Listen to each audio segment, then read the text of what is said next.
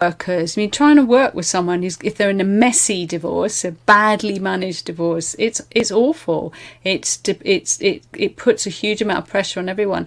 The moment I realised was that is there time to just tell a very short story about that? Please. I was at a business meeting in a hotel, and after the meeting, I was in the foyer of the hotel, and a plumber who'd been in the networking group came out, and he started to tell me about a divorce of his brother.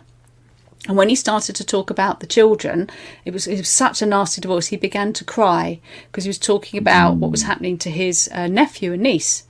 And at that point, I remember standing there thinking, oh my God, it's not even his divorce. And yet he's so impacted by this. And that's the moment I realised how huge the impact is on every level, on society, on individuals, on families, in the workplace, and that the wrong messages are going out there. Often, I have to say, massively encouraged by the press. The press drive this toxic narrative, and I often openly attack them on my regular divorce TV show live stream, because I get really cross with the way they'll do an article about Bill Gates, for example, and focus on trying to make out that it's all going to go horrible, and they won't say, well, actually he's doing a really good job so far, and it seems to be very collaborative. Yeah. It's very much the case. They very rarely applaud the success, but they try to make out, they're just desperate to show that it's a horrible thing. It's very strange. Well, it sells papers, I guess, but that is so wrong to teach that. So wrong to teach. Now, talking about the impact. Now, this is kind of also goes back to my question about how does this TEDx affect your career? You have a 3-day boot camp. Did TEDx affect that any? Or did the 3-day boot camp affect the TEDx? Well, it's not a 3-day boot. It's I do different things, but one of them is the one I'm looking to do more in the States now as well as in the UK is an online workshop. We keep it to 2 hours because that's the most Zoom anyone can take, but they have lots of other support and through the app and everything. It's not just 2 hours and off they go. But but with all the events and things that I provide, ultimately, yes, definitely, as raising my profile as someone who's not just some mad divorce coach type person, but because I'm not a divorce coach. I could be, but that's a specific job, and then I wouldn't have time to do what I'm doing. I'm much more of a strategist, and my mission is to change the way people divorce. And I can't do that if I'm just doing one-to-one divorce coaching clients. So that's why I have a much broader reach with the work I do. But yeah, so the TEDx has been very, very useful in positioning me for credibility on a professional level, also with building my network of other professionals like lawyers and mediators and financial experts. It is cool, though I do get quite a few people say, oh yeah, TEDx, I'd like to do one of those. Go for it. Go for it. Go for it. Go for it. Go and do it. Tell us about, I don't know where I got 3 days from, but tell us about your boot camp.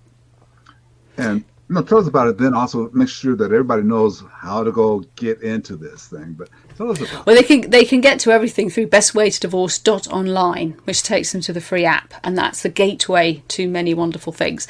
So, but apart from bestwaytodivorce.online, we have the online workshops which they can access through there, and those are essentially, that's where I give them information and inspiration, because you need both. There's no point just giving people information if they don't believe that they can make it work for themselves. So I inform and inspire them about the different tools in the dispute resolution toolbox, which 99% of them really either don't know them at all or they don't understand how to use them appropriately. I make sure they understand the basics of the divorce process. A lot of them have seen lawyers, but they're so confused. I give them the plain English sort of dummies guide to this is how it works. And these are the things you catch people out. These are the things you've got to watch out for. And I then bring in a whole range of experts who they can, I interview them in front of them. They ask questions on the Zoom. They get their questions answered.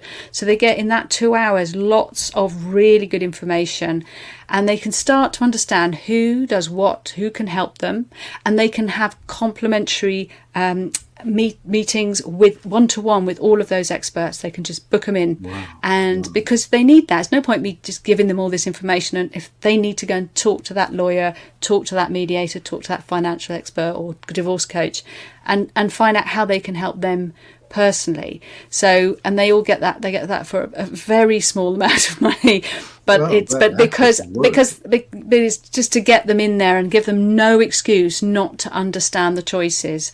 And then I'm kind of busting them a bit, so they can't then go, "Oh, I didn't understand it." No, they know these are the best ways to do it. These are the people who can help you, and how to save between 25 and $50,000 or pounds, depending on which country they're divorcing in, easy. So, and it's not hard to save that, because it's really easy to end up spending that money when you don't need to. So on a practical level, it's quite handy that way as well. I want to ask you to tease this just a little bit. You started off by saying that there's a lot of tools there, and a lot of tools that we don't know about. Tease us. What's one tool that we don't know about that we should know about? Well, one which is a tool combined with a strategy, which I actually found out about from a very experienced mediator in New York in 2012, and when I went there to visit the divorce fair that they were having there, and he and strangely many mediators don't use this, but I think they should. So for a start, from you've got mediation. Obviously is not about getting back together again. That's a very common misconception still. It's to help you break up. This impartial person is going to help you have that discussion. But sometimes there's one thing that you can't agree on, and it's usually emotionally driven. Maybe you're attached to the house and you're just not seeing sense. And if you just don't agree on that, then the whole mediation can unravel, and the next thing you know, you're in court, and the court isn't interested in the things you already did agree on. It's almost like you have to start all over again. So in order to make that mediation, to get the most from it, you can call in an arbitrator just for that particular area. And the couple together can just go, right, they decide that sometimes people just need someone else to make the decision for them. Not the whole divorce. They really they shouldn't hand that over to someone else. But that element. Oh, I'm so sorry. Background noise there.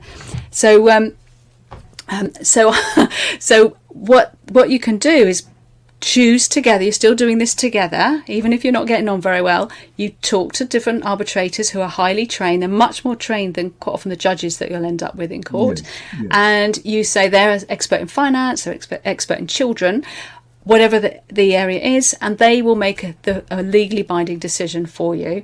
And that means you can then carry on with the rest of the mediation, or that might round it up. You can do the same with collaborative law as well. So it doesn't need to stop and unravel.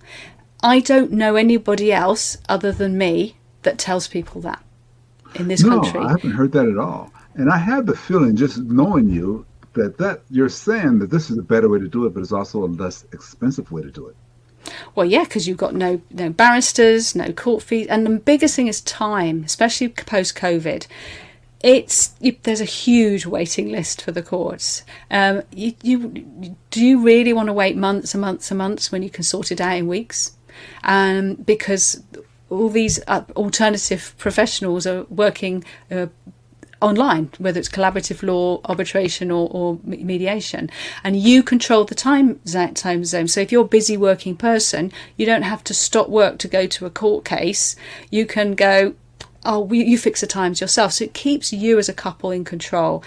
And it's such a debilitating, exhausting, traumatic experience for so many people to have that sense of decision-making control, that even if you're not agreeing on 99% of things with your spouse or soon to be ex-spouse, you can at least agree on, let's do the mediation, or let's try the collaborative law.